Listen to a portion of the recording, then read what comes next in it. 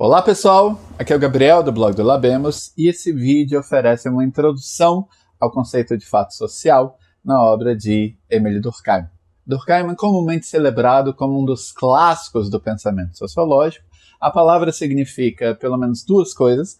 Por um lado, uma importância fundadora. Durkheim certamente teve um papel fundador para a sociologia na medida em que contribuiu para estabelecer as bases intelectuais dessa disciplina científica, pelo menos uma disciplina que aspira à cientificidade e tem autonomia em relação a outras áreas do conhecimento, como a biologia, a psicologia e a filosofia política do passado. Durkheim fez um esforço pela consolidação da sociologia como disciplina intelectual autônoma, também em um âmbito institucional, ou seja, dentro da universidade. Mas, além disso, Durkheim é um autor do passado que continua a falar a nós com uma voz que soa contemporânea. E é isso que faz dele um clássico, essa espécie de relevância atual, permanente, o fato de que na sua obra a gente encontra instrumentos analíticos que ainda são úteis para pensar fenômenos sociais do presente. É interessante quando a gente compara as ciências da natureza às ciências sociais, a gente observa que, diferentemente do que ocorre com os paradigmas nas ciências da natureza, segundo Kuhn, nas ciências sociais o que a gente observa é uma série de candidatos a paradigma que não obtêm um consenso como orientação geral ao estudo científico da sociedade e, nesse sentido, passam a coexistir com outras escolas de pensamento influentes. Um dos motivos pelos quais a sociologia trata dessa santíssima trindade de sociólogos clássicos formada por Marx, Durkheim e Weber, os três porquinhos, para dizer mais profanamente, é o fato de que cada um deles ofereceu não apenas uma teoria do mundo social e um diagnóstico da sociedade moderna, mas todo um programa de pesquisas que foi continuado por outros autores e autoras após as suas respectivas mortes. Durkheim está na raiz, por exemplo, das perspectivas teóricas que vieram a ser conhecidas como estrutural funcionalismo, funcionalismo estrutural ou teoria sistêmica, por exemplo, perspectivas que aparecem no trabalho de Talcott Parsons e Robert Merton. Durkheim foi muito influente sobre a escola funcionalista de antropologia social, por exemplo, em Malinowski ou Radcliffe Brown. E o último Durkheim, o Durkheim das formas elementares da vida religiosa, também foi uma espécie de predecessor intelectual do estruturalismo na antropologia de Lévi-Strauss. De todo modo, eu não vou falar sobre tudo isso nesse vídeo. Nesse vídeo, eu vou explorar as características fundamentais do fato social, segundo Durkheim. Essa discussão sobre fato social aparece no primeiro capítulo do seu livro de 1895, As Regras do Método Sociológico. E esse livro é ditado por uma preocupação intensa do Durkheim em demarcar um domínio da realidade que seja objeto exclusivo de estudo científico da sociologia. É um domínio de fatos que só a sociologia pode explicar, portanto, um pedaço do real, um objeto científico que nem a biologia nem a psicologia poderiam explicar. Boa parte do esforço durkheimiano em estabelecer as bases intelectuais da sociologia como disciplina científica diz respeito a uma crítica a quaisquer tentativas de redução do domínio do social ao âmbito da psicologia individual ou ainda da composição orgânica dos indivíduos. Nesse sentido, não surpreende que a ideia de fato social no Durkheim veicule uma perspectiva que hoje nós chamaríamos de holismo metodológico. Uma perspectiva holista, a referência aqui é ao grego holos, que significa todo. Uma perspectiva holista é aquela que oferece uma primazia ao todo em relação às suas partes. E o tema que perpassa todo esse livro do Durkheim, As Regras do Método Sociológico, é a ideia de que a combinação formada pelos indivíduos em uma coletividade não é um mero agregado das suas propriedades individuais, ao contrário, é um produto que adquire uma realidade própria, que possui características específicas, características que não podem ser encontradas em quaisquer das suas partes ou membros individuais considerados isoladamente. Pois bem, nesse capítulo, Durkheim vai definir os fatos sociais por três propriedades exterioridade, coerção ou coercitividade e, finalmente, generalidade, ainda que em um sentido qualificado da palavra. Vamos começar pela exterioridade. Durkheim se esforça por dizer que os fenômenos sociais, embora não existissem caso não existissem quaisquer indivíduos humanos, são exteriores a qualquer indivíduo particular.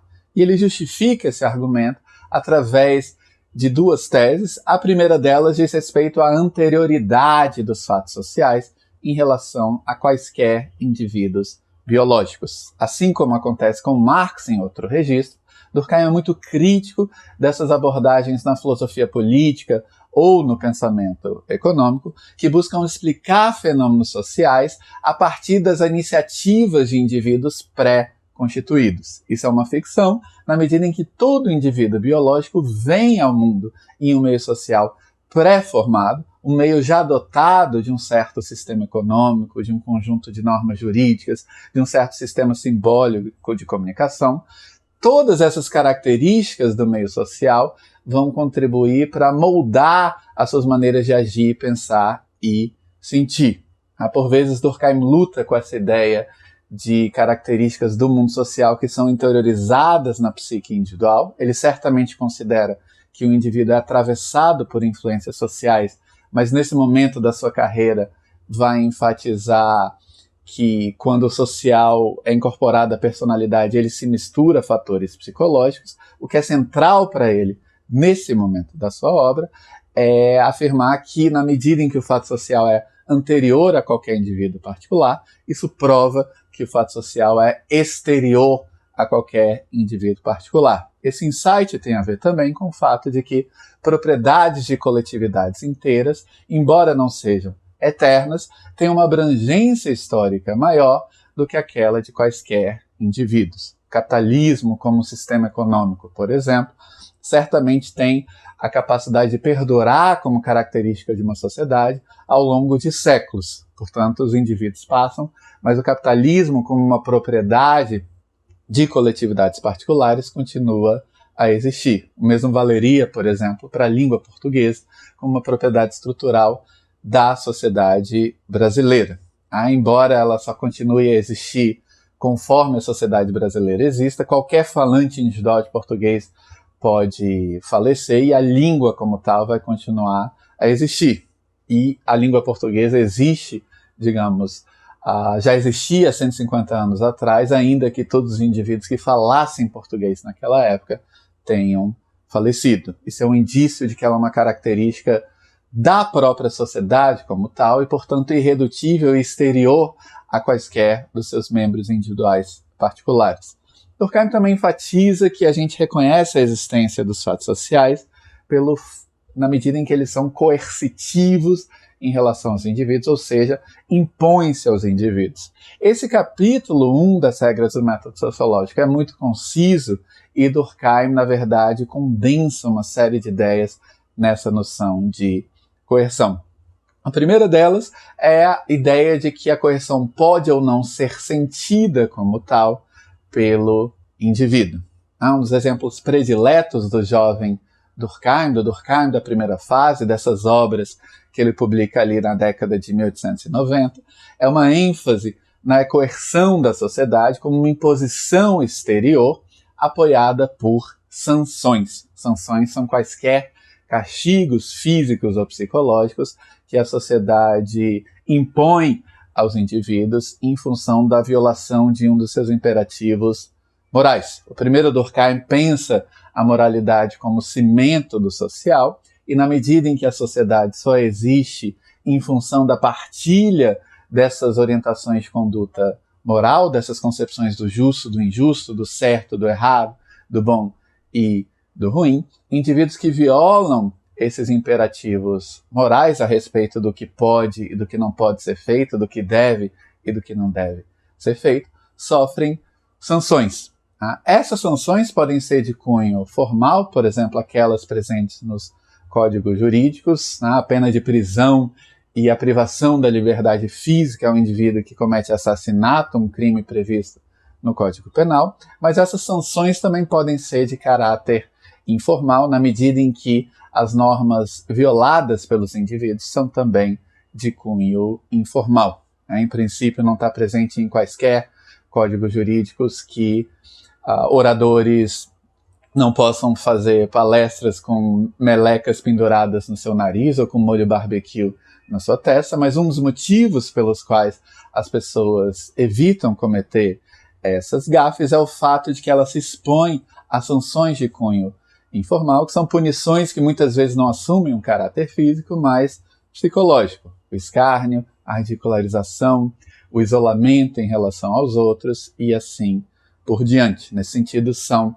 formas pelas quais a sociedade nos coage em função da nossa expectativa de aceitação e reconhecimento social, e em função do sofrimento psicológico infligido ao indivíduo que é ridicularizado, estigmatizado e assim por diante. Pois bem, mas é muito importante enfatizar que o Durkheim vai dizer que a coercitividade dos fatos sociais continua a existir, mesmo que os agentes individuais não tenham uma consciência da sua existência. E aí Durkheim começa a reconhecer que, embora os fatos sociais, como propriedades coletivas, sejam exteriores aos indivíduos, várias das características do meio social são interiorizadas na personalidade, na forma de maneira de agir, pensar e sentir. Isso significa, muitas vezes, que os indivíduos vêm a se comportar segundo o que a sociedade espera deles, mas não sentem isso como imposição social, e sim como uma manifestação do seu ser individual. Essa é uma ideia que depois autores como Parsons vão explorar em significativa medida, combinando Durkheim com a psicanálise de Freud. E um exemplo de coerção não sentida poderia vir, digamos, do casamento monogâmico e da família nuclear. De início, essas características existem fora dos indivíduos. Todo indivíduo vem ao mundo em um meio social que já contém essa instituição, esse modo de organização das relações erótico-afetivas, parentais e assim por diante. Mas com o tempo, o próprio indivíduo, pela socialização, ou seja, pela exposição a influências sociais que modelam o seu desejo, canalizam suas expectativas e anseios para certos objetivos, o indivíduo pode vir a desejar se casar e constituir uma família como um anseio íntimo, não como imposição social. E ao fazê-lo, ao realizar esse anseio íntimo, ele contribui para a reprodução histórica dessa instituição social, família nuclear, que de início lhe era exterior.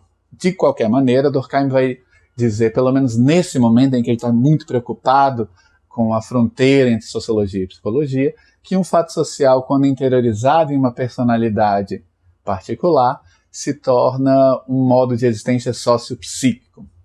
Eu sugeriria que aqueles de vocês interessados nessa ideia de uma interiorização do social na subjetividade checassem os episódios 3 e 4 da série Bourdieu em Pílulas, dedicada à noção de hábitos no sociólogo francês Pierre Bourdieu. Como dizem estudiosos de Durkheim, como o autor britânico Stephen Lux, na verdade, conforme a sua obra evolui ali nas primeiras décadas do século XX, essa influência do social sobre os indivíduos passa a ser cada vez menos pensada pelo Durkheim, segundo esse modelo da imposição exterior, apoiada por sanções, e passa a ser cada vez mais identificada a uma identificação do indivíduo com anseios coletivos. Aí, nesse sentido, a sociedade começa a ser pensada por ele também, não apenas como uma influência restritiva, mas também capacitadora. Quando Durkheim escreve sobre o caso Dreyfus, o texto O Individualismo dos Intelectuais, ali fica muito nítida a ideia de que é na sociedade que os indivíduos adquirem os recursos pelos quais podem se orientar no mundo. Na medida em que liberdade para o Durkheim significa autodomínio racional, na medida em que o indivíduo que é completamente movido por seus impulsos afetivos e agressivos, associais ou antissociais, é um prisioneiro desses impulsos e desejos, Durkheim vai dizer que, na verdade, é só a sociedade que pode oferecer mesmo à psique individual os instrumentos pelos quais ela pode se tornar mais livre, ela pode orientar a sua própria conduta de maneira mais autônoma. Então há de fato uma mudança de ênfase ao longo da obra do Durkheim, ainda que desde cedo ele reconheça que a coercitividade da sociedade sobre o indivíduo nem sempre é reconhecida como tal. Por último, a generalidade. Durkheim vai afirmar que fatos sociais são gerais na extensão de uma sociedade dada, no sentido de que eles afetam todos os membros dessa sociedade, ou pelo menos a maioria dos membros dessa sociedade. Há uma qualificação importante nesse ponto do texto, porque o Durkheim vai afirmar que fatos sociais são gerais, mas nem todo fato geral é social. Nem todo fato que é geral dentro de uma sociedade, nem tudo que ocorre dentro de uma sociedade com todos os seus membros, ou com a maioria dos seus membros, é social.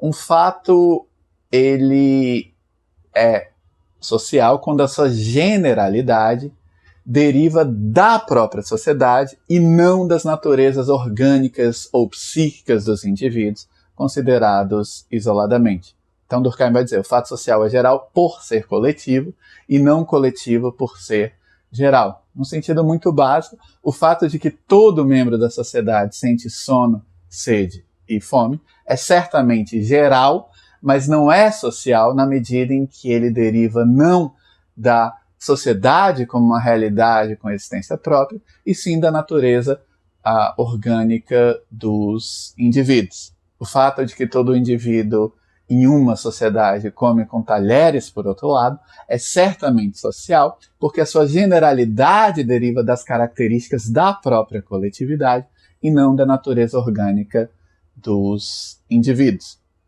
Nesse sentido, a fonte da generalidade tem de ser as características da própria coletividade, e com isso a gente retorna à ideia que perpassa o livro do Durkheim, essa ideia que eu caracterizei como uma perspectiva holista. Durkheim pode ser tido como um precursor do que a teoria sociológica no século XX chamaria de uma análise emergentista do social, uma análise do social como uma realidade dotada de propriedades emergentes em relação aos indivíduos que a compõem. A noção pode parecer muito técnica, mas ela tem um sentido muito básico. Ela se refere a quaisquer situações em que o produto da associação entre duas ou mais entidades possui características próprias, características que não se encontram em quaisquer dessas entidades consideradas isoladamente. O exemplo do próprio Durkheim é o da molécula de água. Ela é formada por 2 átomos de hidrogênio e um de oxigênio, mas Durkheim vai dizer, a molécula de água, ela possui propriedades e características que não existem nem no hidrogênio, nem no oxigênio, considerados separadamente, isoladamente. Isso significa, então, que ela possui propriedades emergentes em relação aos seus componentes, propriedades próprias. E o mesmo raciocínio valeria para a relação entre indivíduos e sociedade. O produto formado pela associação dos indivíduos em uma coletividade gera características próprias, características da sociedade como uma esfera autônoma em relação a quaisquer dos seus membros particulares. E Durkheim depois vai explorar essa ideia no livro de 1897 chamado O Suicídio. É um livro que corresponde bem a essa intenção fundadora do Durkheim na sociologia. Por um lado, ele está construindo um diagnóstico da sociedade moderna e das suas patologias, vai tomar as taxas e índices coletivos de suicídio como sintomas do estado da coletividade, mas, por outro lado, ele está tentando mostrar a potência explicativa da sociologia na medida em que ataca um fenômeno que costuma ser considerado como individual e privado em máximo grau e tenta mostrar que a sociologia também pode explicá-lo. Mas o interessante é que o Durkheim vai considerar as taxas de suicídio, o índice estatístico do suicídio como uma propriedade coletiva e vai considerar variações nessas taxas de suicídio em termos de variações no próprio estado da coletividade. Durkheim não nega, obviamente, a existência de causas individuais para cada suicídio que entra nessa contagem, mas ele vai dizer a variação da taxa como tal, ela deve ser explicada em termos do estado da coletividade como um todo e não como um agregado das características ou das motivações psicológicas de cada indivíduo que cometeu suicídio. É uma ideia ousada, interessante, problemática sob diversos aspectos, mas que a gente não vai discutir nesse pequeno vídeo.